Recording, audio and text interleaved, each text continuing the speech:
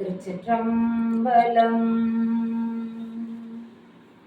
உலகெல்லாம் உணர்ந்து ஓதற்கு அறியவன் நிலவுலாவிய நீர்மலி வேணியன் அழகில் ஜோதியன் அம்பலத்தாடுவான் மலர் சிலம்படி வாழ்த்தி வணங்குவான்.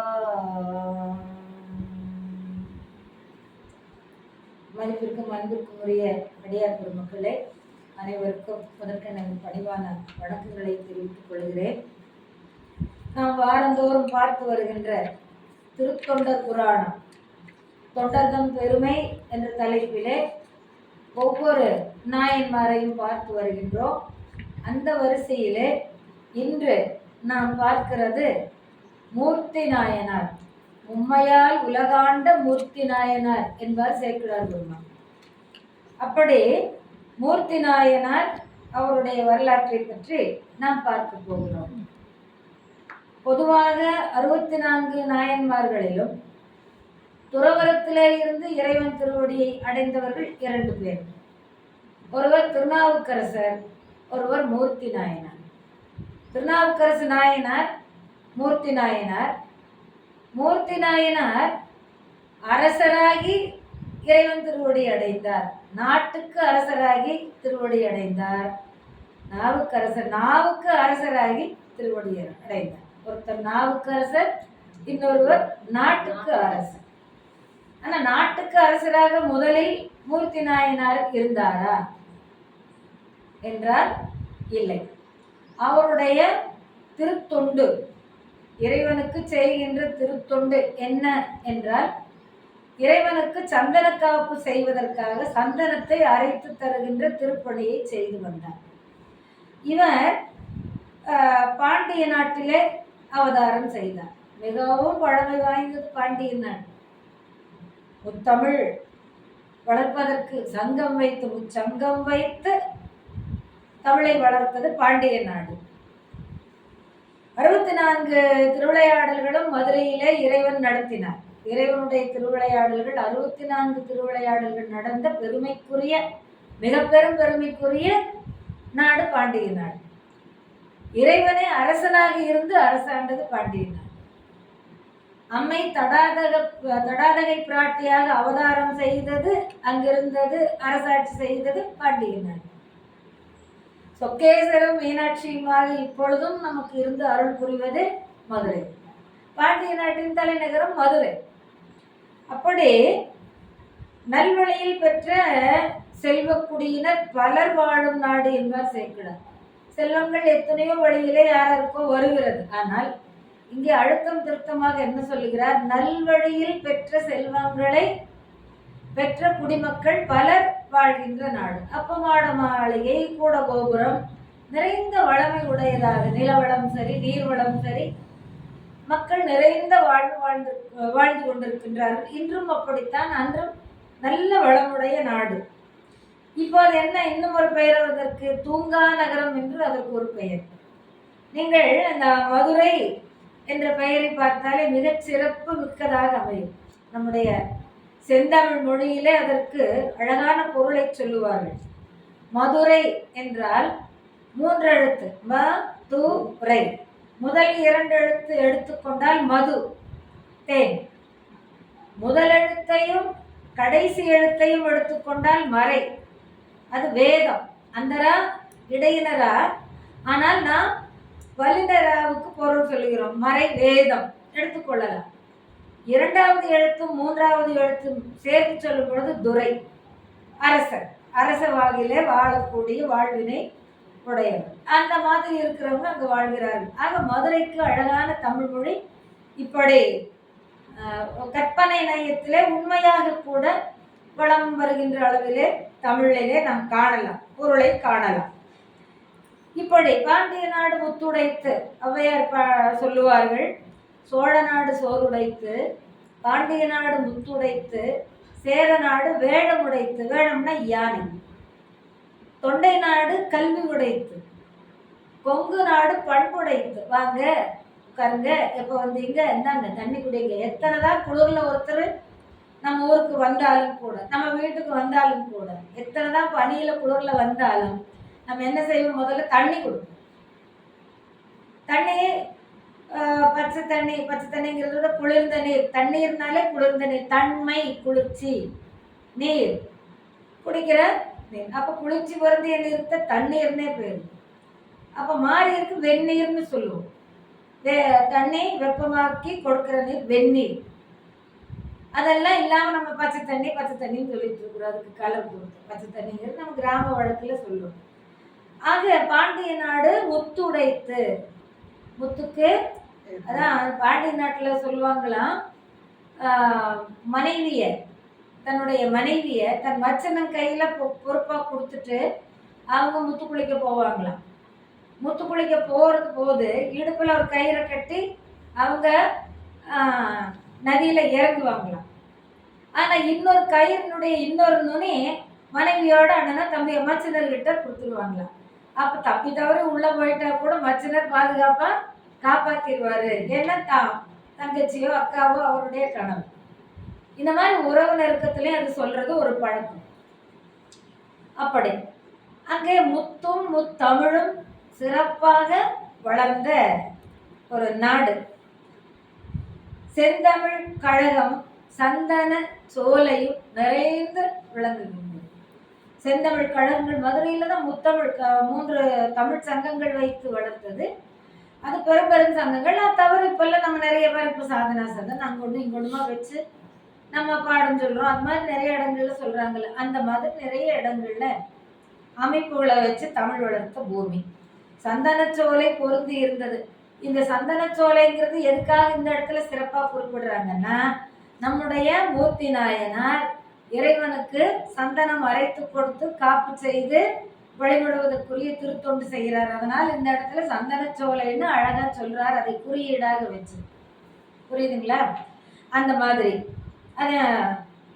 இதுல மருகல், திருமருகல்ல ஒரு பொண்ணு, 7 குழந்தைகள், 7 பெண் குழந்தைகள் ஒரு தாய் தகப்பனுக்கு, 7 பேரையும் தாய் மாமனுக்கே கட்டி கொடுக்குறேன்னு சொல்லி வேற வேற கட்டி கொடுத்துருவாரு. 7ஆவது தான் இந்த பொண்ணு. அதையும் தாய் மாமனுக்கே கட்டி கொடுக்கலான்னு இருக்கிற போது வேற ஒருத்தருக்கு மனம் பேசிடுவாங்க. இந்த பொண்ணுக்கு மனசே பொறுக்காது.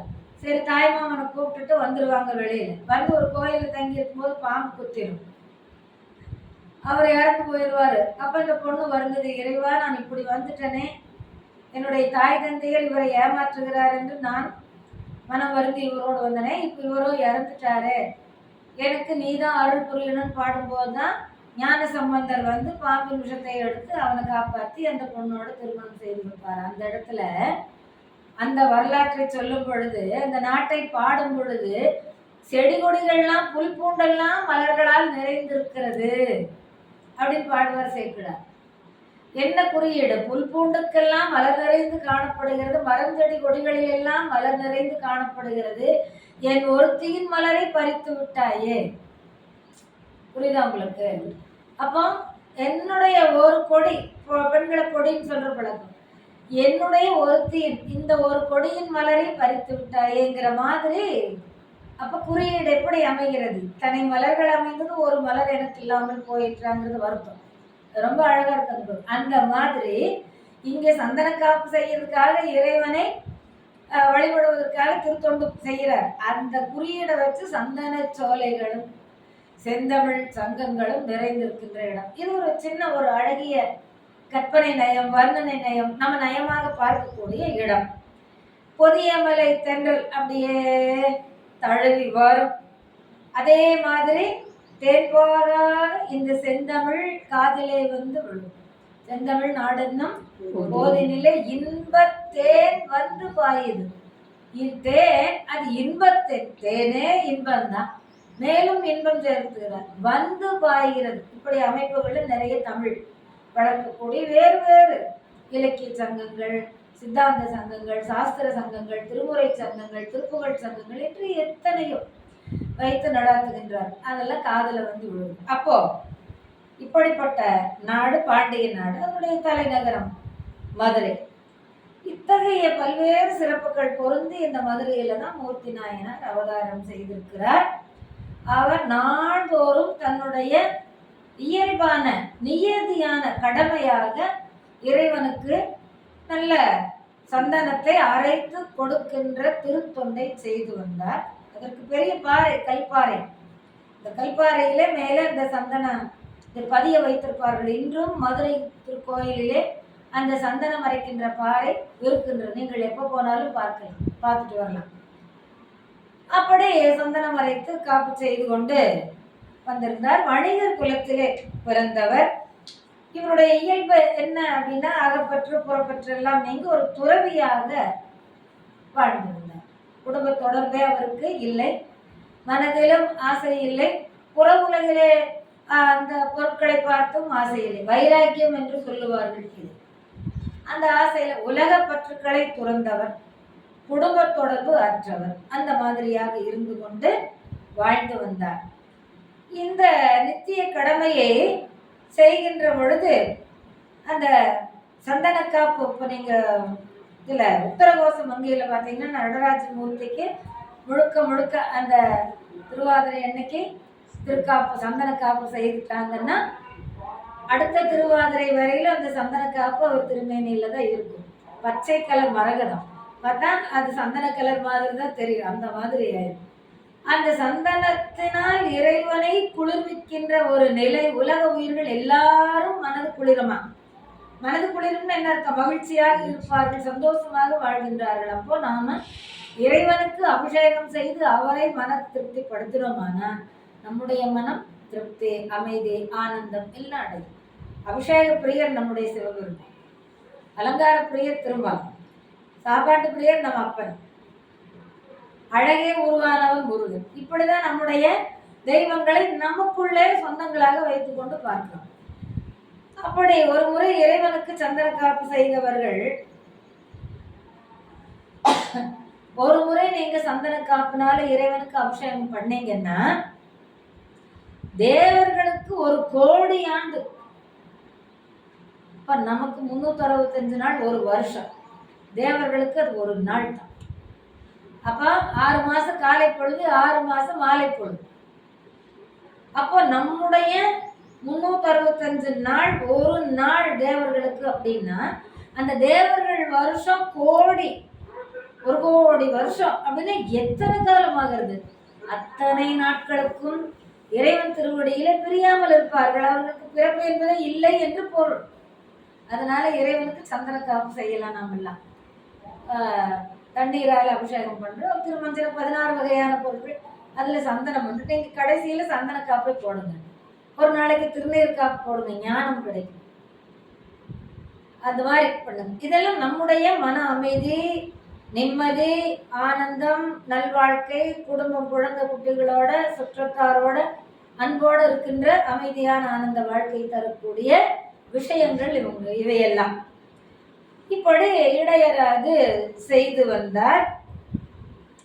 அந்த நம்ம சுகந்தம் மணப்பொருள்கள் கூட நம்ம பார்த்துருக்கோம். மருதமலை ஆண்டவனுக்கு நம்ம பூஜை செய்யும் போது 5 வகையான பூஜை பற்றி பார்த்தோம்.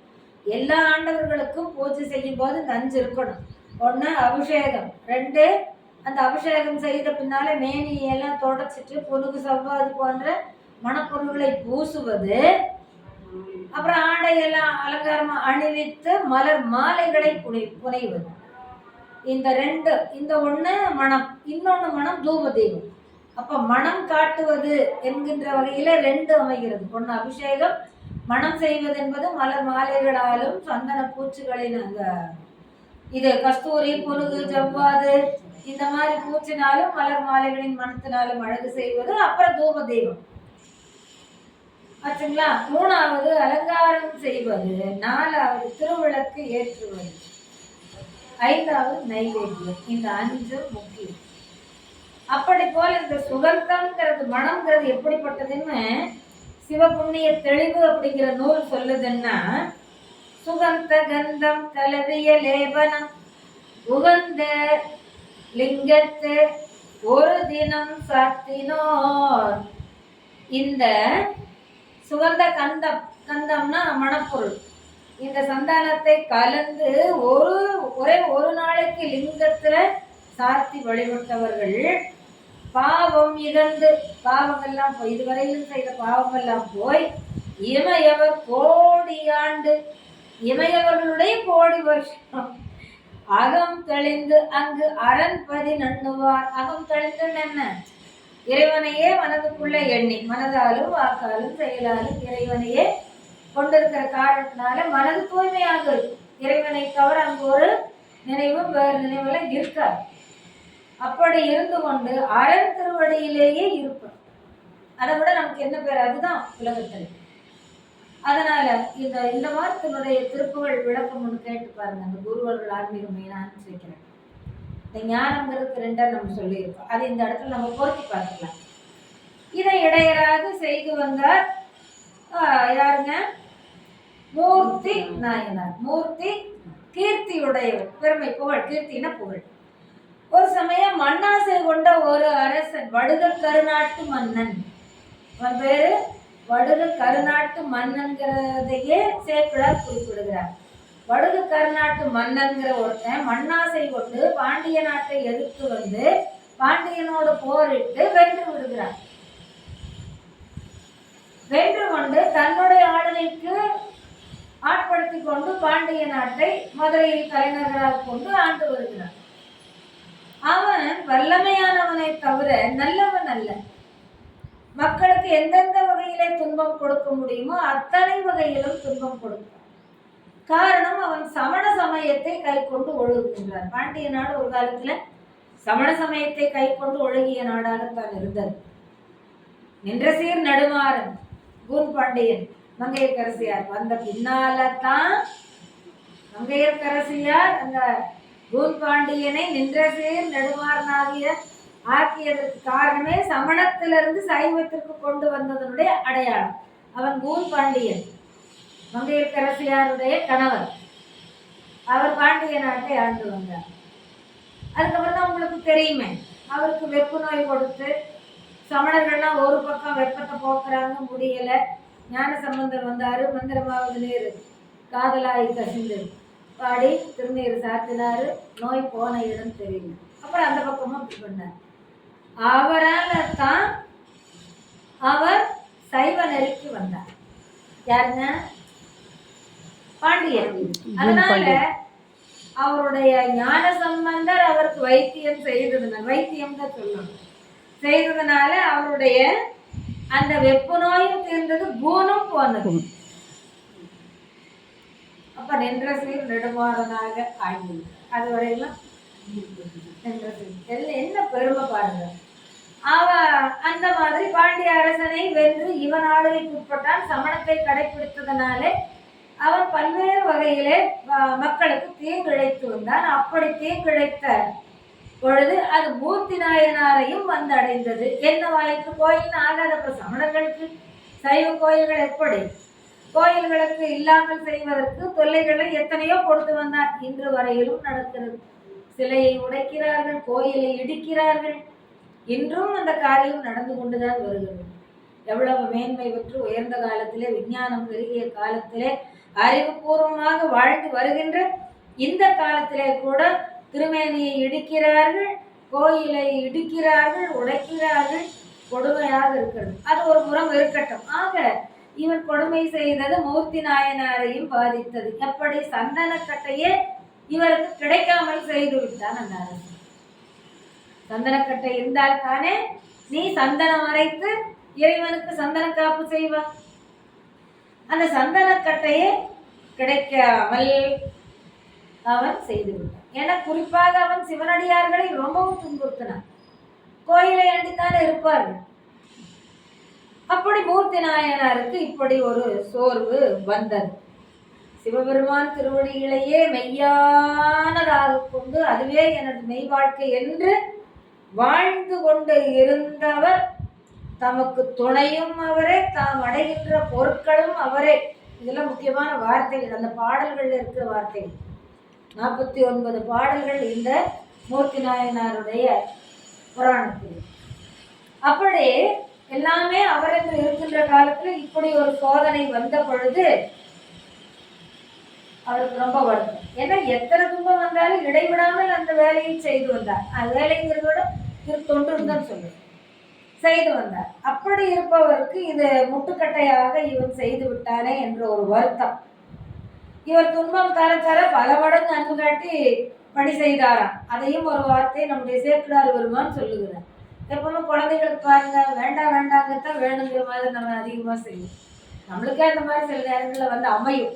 இது ஏன் என்னன்னு காரணம் கேட்க முடியாது. சூழ்நிலைகள் அந்த மாதிரி அமையும் போது நமக்கே ஒரு எண்ணம் வரும்.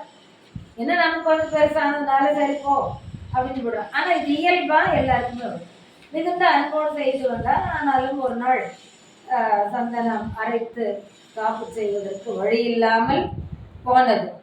அந்தந்த பெருமைக்கு உரிய வகையிலே அவரவர்கள் அளவாகி சார்பில் நிற்கும் எந்த பெருமக்கள் யாவரை தடுக்க வந்தார். இந்த வார்த்தை அந்த பாடலிலே வருகின்றது. ரொம்ப அழுத்தமா ஞாபகம் வச்சுக்கணும். அவங்கவுங்க செய்கிற காரியத்துல நேர்மையாகவும் உறுதியாகவும் நம்பிக்கையாகவும் இருந்து செய்து வந்தால் யாராலும் அவரவர்களுடைய காரியத்தை தடுக்க முடியாது. நம்ம செய்யற காரியத்துல நான் நம்பிக்கையோட நேர்மையோட உறுதியாக இருந்து அடுத்தவங்களுக்கு அதனால் துன்பமே இல்லையே. அதனால உறுதியாக இருக்கும் பொழுது யாராலும் நம்முடைய காரியத்தை தடுக்க முடியாது. இறைவன் திருவருள் நம்மோடு இருக்கும் வரை எந்த ஒரு பாதகமும் நமக்கு வராது. அப்படியே தன் தம் பெருமைக்கு அளவாகிய சார்பில் நிற்கும் எந்த பெருமக்களை யாவரே தடுக்க வல்லார் அப்படின்னு சொல்லுவார். 15ஆம் பாட்டில் சொல்லுவார். அப்படி துன்புறுத்திய வடுகு கர்நாட்டு மன்னன் சந்தன கட்டையும் கிடைக்காதவாறு செய்தார். சமண நெறி மாண்டு சைவ திருநீற்று நெறி ஓங்க வேண்டும் இறைவா, அந்த நாள் எந்த நாளோ என்று ஒரு 2-3 பாட்டுல அவர் சொல்லி வருந்துறார். அந்த பாட்டுல ஒண்ணு மட்டும் எடுத்து எழுதியிருக்கார். இந்த நல்ல சந்தனம் எங்கும் பெறாது சிந்தை நொந்து தம்பிரான் தன் திருக்கோயில் வந்தடைந்தார். திருக்கோயில் வாயில்ல வந்தடைந்தார். கட்டை இல்லை, என்ன செய்வது என்று யோசித்தார். அடே அப்பா, கட்டை இல்லைன்னா என்ன பாருங்க. எம்பெருமானின் திருமேனிக்கு சந்தன பூச்சுக்கு சந்தன கட்டைதான் கிடைக்கவில்லை.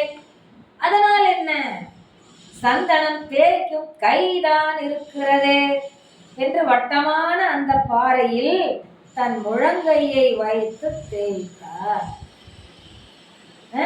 நட்டம் புரிவார் அணி நல் திருமை பூச்சு இன்று முட்டும் பரிசாயினும் கிடைக்கவில்லை என்றாலும் தேய்க்கும் கை முட்டாது. சந்தன கட்டை முட்டியது, தேய்க்கும் கை முட்டுப்பாடு முட்டவில்லை இருக்கிறது என்று வட்ட திகழ் பாறையில் வைத்து முழங்கை தேய்த்தார். கட்டும் புறந்தோல் நரம்பு என்பு கரைந்து தேய. முழங்கை வைத்து தேய்க்கும் போது தோல் முதல்ல பழுதாகும், அப்புறம் நரம்பு பழுதாகுது, ரத்தம் எல்லாம் வெளியில வரும், அப்புறம் எலும்பு பழுதாகும், எலும்புக்குள்ள இருக்கிற மூளை அந்த மஜ்ஜை அது வெளியில. அந்த அளவிற்கு வைத்து இது திருநாவுக்கரசு வரலாறுல ஒரு நாளைக்கு பார்ப்பீங்க. இதை ஞாபகம் வச்சுக்கோங்க, கேட்கும்போது சொல்லணும், அப்பதான் நீங்க கேட்குறீங்க. எம்பெருமான் சிவபெருமான் இதை கண்டு பொறுப்பாரா? அடியாருக்கு வந்த துன்பம் பொறுப்பாரா?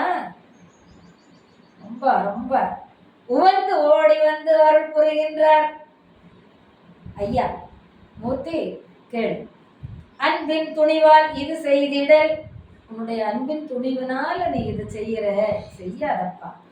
உன்பால் வன் புண்கண் விளைத்தவன் கொண்ட மண்ணெல்லாம் கொண்டு உன்னிடம் இந்த மாதிரி வன்மை செய்து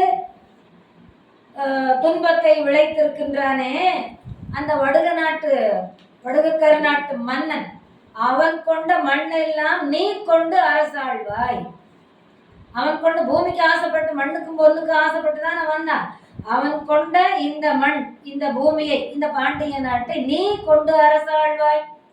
மண் எல்லாம் கொண்டு முன்பு இன்னல் புகுந்தன முற்றவும் நீத்து. முன்பு அவன் இருந்த போது என்னெல்லாம் யாருக்கெல்லாம் தொல்லைகள் கொடுத்தானோ அதை முழுக்க நீ நீக்க வேண்டும். நீக்கி என்ன பண்ணணும், மக்களை நல்ல முறையிலே காக்க வேண்டும். அவர்களுக்கு என்னென்ன வேண்டுமோ அத்தனையும் செய்து நீ காப்பாற்ற வேண்டும். பின்பு உன் பணி செய்து நம் பேர் உலகு எய்துக. அப்ப அந்த கடமைகளை மாறாம நீ செய்து வாங்குறார் பாருங்க. அது இறைவன் நமக்கு கொடுக்கிற அந்த ஒரு குறியீடு. என்னதான் உனக்கு துன்பம் வந்தாலும் அதை நீ நன்மையாக்குறதுக்கு நான் இருக்கிறேன். ஆனா நீ உன்னுடைய பணியை எப்போதும் முட்டாமல் தவறாமல் இடைவிடாமல் செய்து வர வேண்டும். பாருங்க மறுபடியும், அன்பின் துணிவால் இது செய்திடலைய உன்பால் உன்னிடம் வன் புன்கண் விளைத்தவன் கொண்ட மண் எல்லாம் கொண்டு முன்பு இன்னல் புகுந்தன முற்றவும் நீக்கி காத்தும் பின்பு உன் பணி செய்து நம் பேருலகு எய்துக என்றார். அப்ப பேருலகில இடம் அவருக்கு ரிசர்வேஷன் ஆயிடுச்சு. ஆனா அதுக்கு முன்னால் இவர் என்ன பணி செய்யணும்? இவருடைய சந்தன காப்பு சந்தனம் மறைக்கின்ற அந்த திருத்தொண்டை செய்யணும். அதுக்கு முன்னால அவன் மக்களை எல்லாம் தொல்லைப்படுத்தி மண்ணாசைக்காக இந்த நாட்டையே கொண்டானே, அதையெல்லாம் நீ நீக்கணும், காக்கணும் மக்களை. இதையெல்லாம் செய்து நீ பேருலகை எய்துக என்று அருள் புரிந்தார். இது கேட்டு எழுந்து வணங்கி நின்றார். திருவருளால் எழுந்த உடனே அந்த தேய்ந்த தோல் நரம்பு எலும்பு அந்த மற்ற எல்லாம் மூடி அழகான திருக்கையாக மாறிவிட்டது. கை வண்ணம் நிரம்பியது, கை அழகு நிறைந்தது, மேனியெல்லாம் ஒளி விளங்கும்படி நின்ற அவருடைய அந்த இறையருள் பெற்றாலேனா அந்த முகத்துல அந்த தேஜஸ், உடம்புலயும் அந்த தேஜஸ். நீங்க நான் முன்னால பத்மாவை பார்த்திருந்தா சொல்லியிருப்பேன். இப்ப கோயில்லையே சதம்னு இருக்கிறாங்க. அப்போ அந்த முருகனுக்காகட்டும், அந்த விநாயகருக்காகட்டும், அந்த குருவாயூர் அப்பனுக்காகட்டும், துர்க்கை அம்மனுக்காகட்டும், அவங்க ஒவ்வொரு நாளும் அபிஷேகம் அலங்காரம் ஆராதனை செய்தெல்லாம் வழிபடும் போது வீட்டுக்கு போனாலும் அந்த நினைவுனா, கோயில்ல வந்தால் அந்த வேலை, எங்க போனாலும் இந்த நேரத்துக்கு வரணுமே. அப்போ இறைவனுடைய உடனேயே தோய்ந்திருக்கின்ற நெருக்கம் அதிகமாகும். அப்போ இறைவனுடைய அந்த எண்ணம் வடிவம் அழகு எல்லாமே அப்போ அவருக்கு அருட்காட்சியாக உள்ளத்துல கண்ணில் கிடைச்சிருக்கலாம். கண்டிப்பா கிடைச்சிருக்கு. எல்லாருக்கும் ஒவ்வொரு சமயம் அது நெருங்கி இருக்கிறவங்களுக்கு ரொம்ப கிடைக்கும். நீங்கள பணி செய்யறீங்க, உங்களுக்கெல்லாம் ரொம்ப கிடைக்கும். அப்படி அது உள்ள அந்த அருள் ஒளி உள்ளே போக போக போக இந்த முகத்துல ஒரு தெளிவு, உடம்புலயே ஒரு தெளிவு. அது முகம்தான் காட்டும். உடம்பு தெளிவு முகம்தானே காட்டும், மனசின் தெளிவையும் முகம்தான் காட்டும். அந்த முகத்துல ஒரு ஒளி, அது தேஜஸ் அப்படிங்கிற வடமொழியில சொல்லுவாங்க ஒளி. அந்த ஒளி தெய்வீகமான ஒளியா இருக்கும். அப்படியே பாய்ந்து வர ஒளியா இருக்காது. அப்படியே பதவிசான பொறுமையான அன்பான அந்த தேஜஸ் பார்த்தாலே ஒரு ரம்மியமா.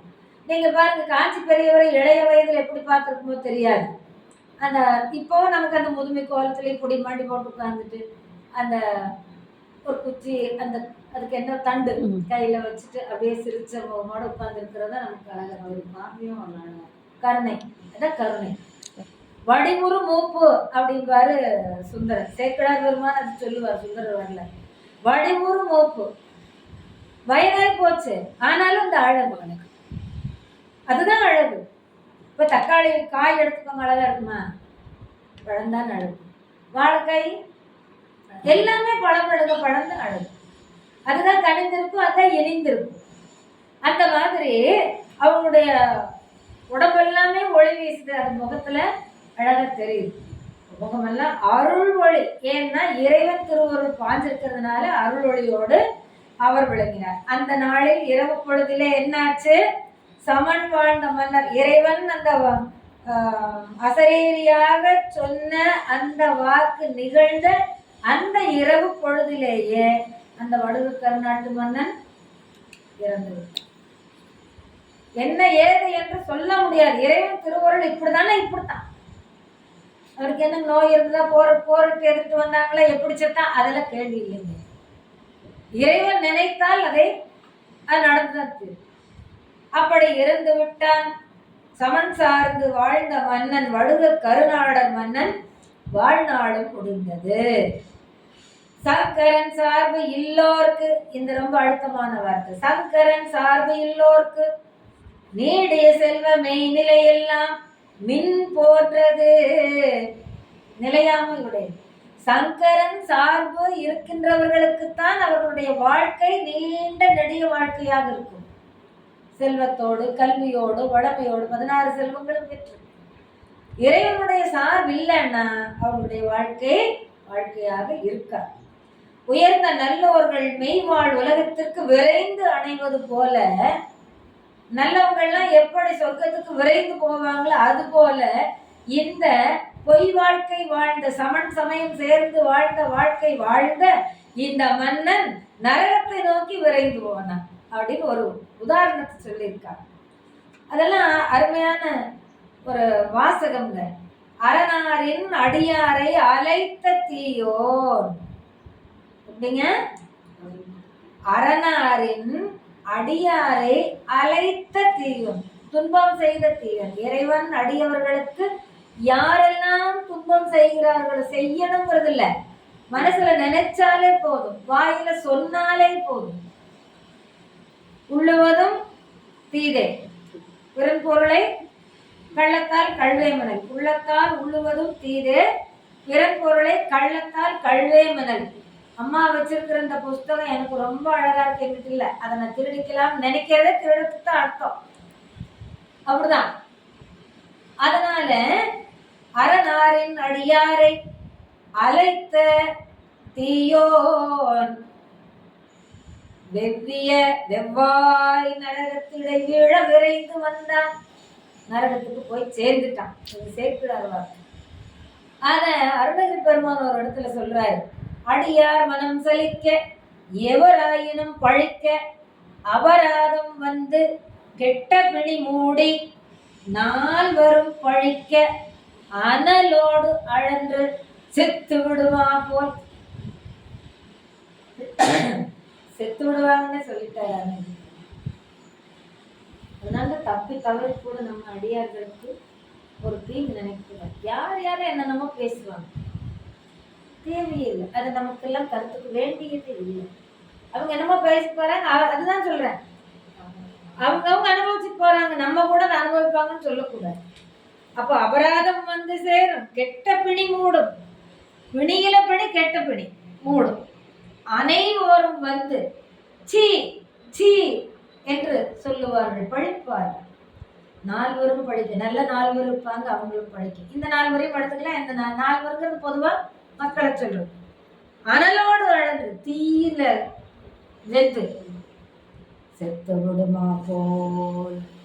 இதுதான் அடியார்களுக்கு யாரும் தொல்லை செய்யக்கூடாது என்பார் அருணகிரினார். அதனால இறைவனின் அடியார்களுக்கு மனத்தாலும் வாக்காலும் செயலாலும் எப்போதும் ஒரு சிறிதும் தீங்கு புரியக்கூடாது. பொழுது புலர்ந்தது, இறந்த மன்னனுக்கு ஈமச் சடங்குகள் செய்து முடித்தனர். மன்னன் இல்லாமல் அரியணை அழகில்லாமல் கடந்தது. மன்னன் இல்லைன்னா அந்த நாட்டுக்கு அழகில்லை. ஏனென்றால் மன்னன் இருந்தால்தான் மக்கள் வாழ்வு செழிக்கும். அதனால மந்திரிகள்லாம் சேர்ந்து எங்களுக்கு மன்னன் ஒருவன் வேண்டும் என்று சொக்கேச பெருமானை வந்து வழிபட்டு நின்றார்கள். மன்னனை இன்றி வாழும் மண்ணுலகு எண்ணங்காலை இன்னுயிரின்றி வாழும் யாக்கைக்கு ஒக்கும். மண்ணுலகத்துல அரசன் இல்லாமல் வாழ்கின்ற நாடு உயிரில்லாத உடம்பு போல, செத்த பிணம் போலன்னு அர்த்தம்.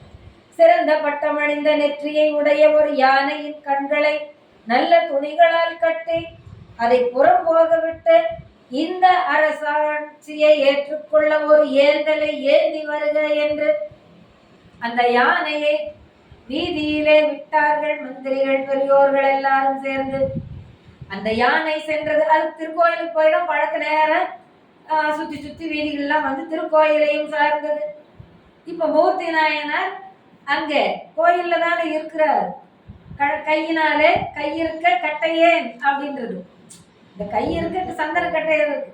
அதனால வருத்தம் இல்லாம இந்த இறைவனுடைய அருள் பெற்று இது எப்போ இந்த தீங்கு ஒழியுமோ, மன்னன் எப்போ வருவானோ, மன்னனுடைய ஆட்சியிலே நான் இருக்க வேண்டும் என்று இறைவன் விரும்பினார். முன்னாலே சொன்னால, அவன் கொண்ட மண்ணெல்லாம் நீ கொண்டு அழைத்த துன்பங்களை எல்லாம் நீத்து மக்களை காத்து பின்பு என் பேருலகு வந்து சேர்கன்னு சொன்னார்ல, அதை நினைவில் வச்சுட்டு இறைவனுடைய ஆணை அதுவென்றால் நான் அதை ஏற்கத்தான் சித்தமாக வேண்டும்.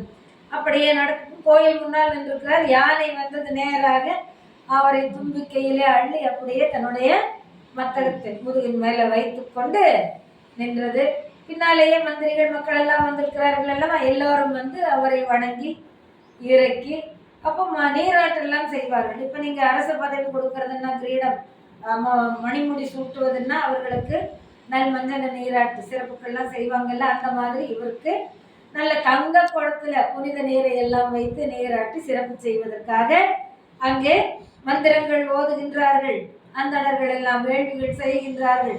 இப்படியெல்லாம் நல்ல நல்ல விஷயங்களை செய்து கொண்டு அவரை அரசாட்சியிலே அமர வைக்கின்றார்கள்.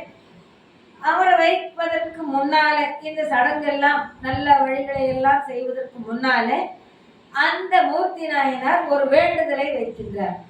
இங்க பாருங்கப்பா, இறைவன் சொன்ன ஆணை நான் ஏற்றுக்கொள்றேன், ஆனா எனக்கு நீங்க ஒரு உதவி செய்யணும். இது என்னுடைய அன்பு கட்டளை.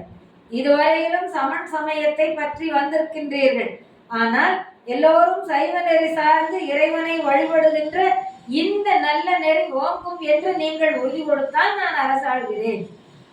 சமணம் நீங்கி சைவ நெறி தழைக்கும், மேன்மைகள் சைவ நீதி விளங்குக உலகம் எல்லாம். சைவ நீதி தழைக்கும், நாங்கள் அதற்கு உறுதுணையாக இருப்போம் என்று நீங்கள் உறுதி கொடுத்தால் இந்த அரசாட்சியை ஏற்கிறேன் என்றார். அதே போல மக்கள் எல்லோரும் அப்படியே என்றார்கள். வையம் முறை செய்குவன் ஆகில், இந்த உலகத்தை நான் காப்பேன் என்றால் வயங்கு நீரே செய்யும் அபிஷேகமாக. வயங்கு நீர், விளக்குகின்ற நீர், திருநீர், திருநீர் தான் எனக்கு அபிஷேகம். செழுங்கலங்கள் ஐயன் அடையாளமாக அணிந்து, ருத்ராட்ச மாலைகளே நான் போட்டுக்கொள்ளும் அந்த அணிகலன்கள், தாங்கும் மொய் புன்சொடை புன்சடை, எனக்கு நீங்க கிரீடம் சூட்டுனீங்கன்னா இறைவனுடைய ஜடாமுடி, அந்த ஜடைய முடிதான் எனக்கு கிரீடமாக ஆவது என்றார். இதனாலதான் மும்மையால் உலகாண்ட மூர்த்தி நாயனார் அப்படின்னு பேர் வந்ததே இதனாலதான். என்ன அபிஷேகமாக திருநீர் தான் இருக்க வேண்டும், எனக்கு அணிகலன்களாக ருத்ராட்ச மாலை தான் இருக்க வேண்டும், எனக்கு மணிமுடியாக ஜடாமுடி, இறைவனுடைய ஜடாமுடி தான் இருக்க வேண்டும். அதனாலதான் திருநீரு, ருத்ராட்சம், ஜடாமுடி இந்த மூன்றையும் கொண்டு உலகாண்டதுனாலதான் மும்மையால் உலகாண்ட மூர்த்தியார் என்று பெயர் பெற்றார். நன்றி என்று மகிழ்ந்து நற்சடங்குகள் செய்து மங்களம் உலைக்க முழங்க செங்கோல் தாங்கி திருக்கோவில் சென்று இறைவனை வணங்கி வழிபட்டு நகர்வலம் வந்தார் மூர்த்தி நாயனார். அப்படி அமர்ந்திருக்க வெண்கற்ற குடை செங்கோல் தாங்கி எப்படி இருக்கும் பாருங்க, அந்த காட்சி கண்ணில் பாருங்க. எங்கும் திருநீற்று நெறி ஓங்கியது, சைவம் தழைத்தது, வேத நெறி தழைத்தோங்க, மிகு சைவ துறை விளங்க, பூத பரம்பரை பொலிய, ஞானசம்பந்தர் அழுதார் அப்படிங்கிற மாதிரி வரும். அப்படி உலகெங்கும் அவருடைய நாடெங்கிலும் சைவ நெறி தழைத்தோங்கியது. இந்த மும்மையார் உலகினை ஆண்டார். பவம் மாற உதவும் திருநீரு, என்னென்ன விளக்கம் சொல்றார். பவம் மாற உதவும் திருநீர், பவம்னா பிறவி கடல், பவம்னா கடல், பிறவி கடல். நீ அடுத்தடுத்து பிறவிகளை வராமல் போக்குகின்ற தன்மை உடையது, புனிதம் உடையது, வல்லமை உடையது திருநீர். நீங்க பாருங்க, திருநீற்று பதிவு எல்லாரும் பாடியிருப்பாங்க. திருஞான சம்பந்தர், திருநாவுக்கரசர், சுந்தரமூர்த்தி நாயனார், இவர் வள்ளலாரும் பாடியிருக்கார். சுந்தரனாரும் திருநீற்றை சிறப்பித்து பாடியிருக்காங்க. எல்லாருமே திருநீற்று அவ்வளவு சிறப்புடையது. நம்ம ஆனாய் நாயனாரில் நம்ம பார்த்தோம்ல திருநீர் எப்படி செய்யறதுங்கிறது, அதுக்கெல்லாம் காரணமா இருக்குது. அந்த மாதிரி இங்கே இந்த சிறப்பு சொல்லியிருக்க. பாவம் மாற, இந்த பிறவி கடலில் இருந்து நாம போய் இறைவன் திருவடியில இருக்கக்கூடிய அந்த வாழ்வு உதவும் திருநீரு. உயர் கண்டிகை, மிகுந்த சிறப்புடைய கண்டிகை, ருத்ராட்ச மாலை எல்லாம் கொண்டு, கொண்ட வேணி, கொண்ட வேணின்னா சடை முடிக்கும், அதை மகுடமாக கொண்டது. முதல் மும்மையினால் உலகாண்டனர் மூர்த்தியார்தாம், இப்படி உலகை ஆண்டு வருகிறார். மாதரை மனத்தாலும் தீண்டாது ஐம்புல பகைவர்களையும் வென்று, நமக்கு பகையே யாருங்க, எங்கேயும் போக வேண்டியதில்லை, நமக்கு ஐம்புலன்கள் தான் பகைவர்கள். அப்படி புறப்பகை அகப்பகை எல்லாம் நீக்கி வென்று மக்களை தன் உயிர் போல் காத்து நெடுநாட்கள் அரசு புரிந்தார். ஏதம் பிடியா வகை இவ்வுலகு ஆண்டு, குற்றமே வராத வகையிலே, மக்களுக்கு எந்த தீங்கும் வராத வகையிலே இவ்வுலகத்தை ஆண்டு, இவ்வுலகம்னா பாண்டிய நாடு ஆண்டு, தொண்டின் வேதம் புரியா அருள் பேரரசு ஆளப்பெற்று, அப்படி அரசனாக வந்த பொழுதும் தொண்டிலே வேதம் புரியாது, தான் கொண்ட அந்த திருத்தொண்டிலே வழுவாது. அரசனா இருந்தாலும் போய் இறைவனுக்கு சந்தன காப்பு செய்ய அந்த சந்தனத்தை அரைத்து கொடுப்பார். அது எவ்வளவு பெரிய விஷயம், நீங்க அதை நினைச்சு பார்க்கணும். தன்னுடைய கொள்கையில மாறாமல் இருந்து அதை தன்னுடைய திருத்தொண்டிலே மாறாமல் இருந்து செய்தார். வேதம் புரிய அருள் பேரரசு ஆள பெற்று நாதன் களச்சேவடி நன்னினார். நன்னினார்னா அடைந்தார். நாதன் உலகத்துக்கெல்லாம் தலைவனாகிய சிவபெருமானுடைய கழல் சேவடி, கழல் அணிந்த சேவடி. கழலடி அப்படின்னாலே திருவடி தான். ஆண்கள் இந்த வீரத்தை நிலைநாட்டுவதற்கு தன்னுடைய காலிலே தண்டை முதலாக அத்தனை அதுல கழல் என்று ஒரு அணி அணிந்திருப்பார். அப்படி அந்த கடல் அணிந்த சேவடியை, மக்களுக்காகவே அருள் புரிவதற்காக இருக்கின்ற திருவடியை நன்னினார். அண்ணலார் யாரு? மூர்த்தி நாயனார். அரசராகிய போதும் தமது சந்தன திருப்பணியை விடாமல் தாமே செய்து வந்தனர் என்பது இங்கே குறிப்பிட்டு, அதை நாம் கடைபிடித்து ஒழுக வேண்டும். இதைத்தான் நாம் அதை கடைபிடிப்பு. இந்த வரலாற்றின் மூலமாக, இந்த நாயனாருடைய வாழ்க்கை வரலாற்றின் மூலமாக நாம் அறிந்து கொள்வது என்ன? ஒன்று, நாம் என்ன பணி செய்தாலும், எந்த துன்பம் துயரம் இடையீடு வந்தாலும் அதை தவறாமல் செய்து வர வேண்டும். எப்பொழுது? நாம் இறைவன் திருவடி சேரும் வரையிலும். இறைவன் திருவடியை சேர்விப்பது இந்த நாம் கொண்டிருக்கின்ற திருத்தொண்டு தான், இடையறாமல் செய்கின்ற திருத்தொண்டு. இரண்டாவதாக, இறைவன் அடியாருக்கு யாராலும் எந்த மனத்தாலும் வாக்காலும் செயலாலும் ஒரு தீங்கு செய்யக்கூடாது. தப்பு நினைக்க கூடாது, தப்பு பேசக்கூடாது, தப்பு செய்யக்கூடாது. செய்தால் வடுக கருநாட்டு மன்னன் எப்படி இறந்தானோ அப்படி இறைவன் திருவருள் நம்மை கொண்டு செல்லும்.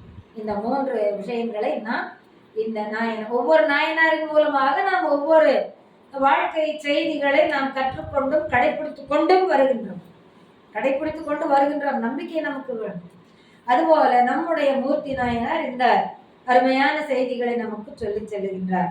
இன்னைக்கும் போனீங்கன்னா நீங்க திருக்கோயில்ல அந்த பாறை நல்ல பெரிய வட்டப்பாறையா இருக்கும், அதை பார்க்கலாம். அவர் சந்தனம் மறைத்த அந்த வட்டப்பாறை. எத்தொழிலை செய்தாலும் ஏதவத்தை பட்டாலும் முத்தர் மனம் இருக்கும் மோனத்தை. தலையில குடம் வச்சு, தண்ணி குடம் வச்சு ஒரு பொண்ணு நடந்து வரா, இடுப்புல ஒரு குடம் வச்சு நடந்து வரா, ஒரு கையை வீசிட்டு வரா. ஆனாலும் அவ கருத்து கூட வர தோழிகள் கிட்ட எல்லாம் பேசிட்டு வரா. அவங்களும் அந்த மாதிரிதான் வராங்க. கூட வர தோழிகளும் தலையில குடம், இடுப்புல குடம், கை வீசி பேசிட்டே வராங்க. ஊர் நாய் உலக நாய் போல பேசிட்டே வராங்க. அது பட்டினத்தார் வாழ்க்கையில பார்க்கல ஒரு நாள் சொல்லுவோம். ஆனாலும் அவங்க மனசு எதுல இருக்கும்? அந்த தலையில இருக்கிற குடம் கீழே விழாதவாறு. அது மாதிரி எத்தொழிலை செய்தாலும், நீங்க எந்த சின்ன தொழில் பெரிய தொழில் எதுனாலும், ஏது அவத்தைப்பட்டாலும், எந்த துன்பம் பட்டாலும் முத்தர் மனம் இருக்கும். இந்த உலக வாழ்க்கையிலே வருகின்ற ஆசை பேராசை எல்லாம் நீங்கி, அகப்பற்று நீங்கியவர்கள், புறப்பற்று நீங்கியவர்களுடைய மனதானது மௌனத்தே தான் இருக்கும், மௌனத்தே தான் இருக்கும். மௌனம் என்பது முக்தி, முக்தியில தான் இருக்கும் என்று கூறி இந்த அளவிலே நாயனாருடைய மூர்த்தி நாயனாருடைய வரலாற்றை திருக்குறளால் நிறைவு செய்வோம். வான்முகில் வாழாது பெய்க, மலை வளம் சுரக்க, மன்னன் போர்முறை அரசு செய்க, குறைவில்லாத உயிர்கள் வாழ்க, நான்மறை அறங்கள் ஓங்க, நற்றவம் வேள்வி மல்க, மேன்மைகள் சைவ நீதி விளங்குக உலகம் எல்லாம். மேன்மைகள் சைவ நீதி விளங்குக உலகம் எல்லாம். மேன்மைகள் சைவ நீதி விளங்குக உலகம் எல்லாம். நம பார்வதி பதியே ஹரஹர மகாதேவன். எந்நாடுடைய சிவனே போற்றி, எந்நாட்டவர்க்கும் இறைவா போற்றி. திருச்சிற்றம்பலம். நன்றி, வணக்கம்.